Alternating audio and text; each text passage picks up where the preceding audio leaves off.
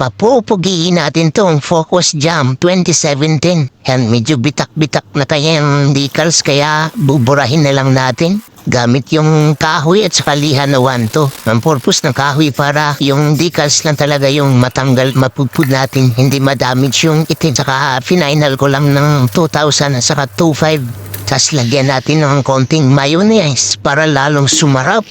Sayang naman kasi yung kanyang original paint. Kung i-repaint natin, kaya pa naman gawang paraan yung kanyang mga gasgas. Konting hilot-hilot lang to, pupugi. To ulit, may pag-asa pa tong pumugi. Yung gumawa na lang ang wala. Yung kumintab na.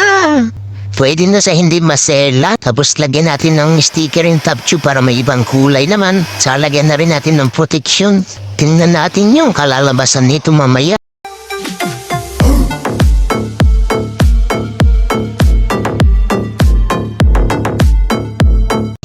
Isang decal na lang nilagay ko sa ilalim na lang para mas malinis siya tingnan. Parang bumata siya ng mga 5 taon na nasa palagay niya.